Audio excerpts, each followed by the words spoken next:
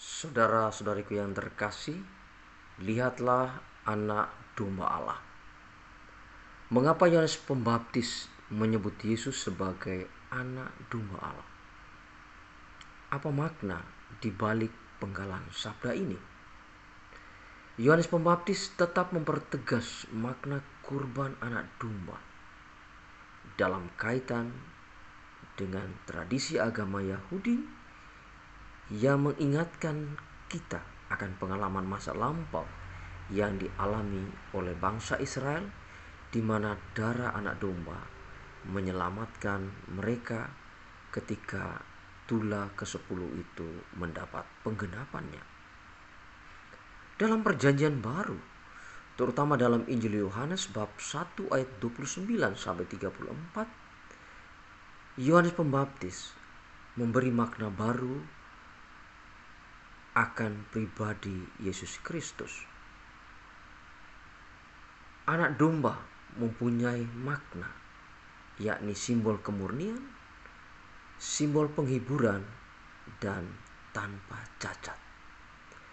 Ia memberi pemaknaan baru bahwa Yesus sebagai anak domba Allah menjadi juru selamat yang kudus bagi umatnya yang tercemar dosa.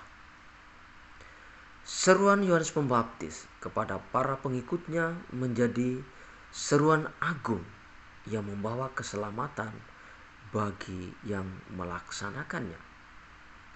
Yesus menjadi satu-satunya tokoh yang menebus dunia dengan pengorbanan dirinya di kayu salib.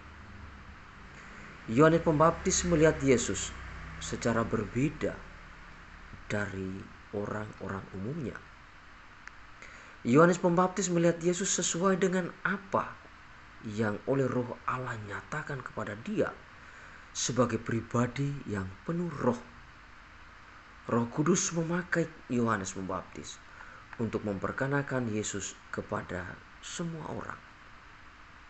Lihatlah anak domba Allah yang menghapus dosa-dosa dunia.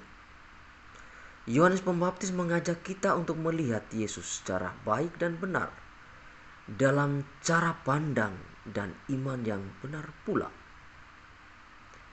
Setiap kali kita mengikuti perayaan Ekaristi, keseluruhan tata urutan dalam Ekaristi mengantar kita untuk melihat Yesus. Ketika komuni, imam mengangkat hosti kudus, lambang penyerahan tubuh dan darah Kristus untuk menebus dosa-dosa kita. Inilah anak domba Allah yang menghapus dosa-dosa dunia. Ketika menghadiri Ekaristi, kita mengarahkan mata kita ke altar untuk melihat apa yang dilakukan oleh imam. Ketika melihat dengan baik, benar, dan penuh iman, maka kita menjadi orang yang turut berbahagia bersama Kristus. Berbahagialah kita yang diundang ke perjamuannya. Semoga dengan bacaan hari ini, biarlah kita melatih mata untuk melihat dengan baik dan benar kehadiran Yesus. Lihatlah Yesus Kristus yang mengalami penderitaan yang berat untuk menghapus dosa-dosa kita. Dari dahulu sampai saat ini, serta sampai akhir zaman, bersama Gereja Katolik yang kudus, kita selalu diajak untuk lebih mencintai Ekaristi dengan mengajak keluarga datang dan menghadiri perayaan Ekaristi. Karena pada saat Ekaristi kudus kita belajar bagaimana melihat Yesus Kristus sebagai anak domba Allah yang menghapus dosa-dosa kita.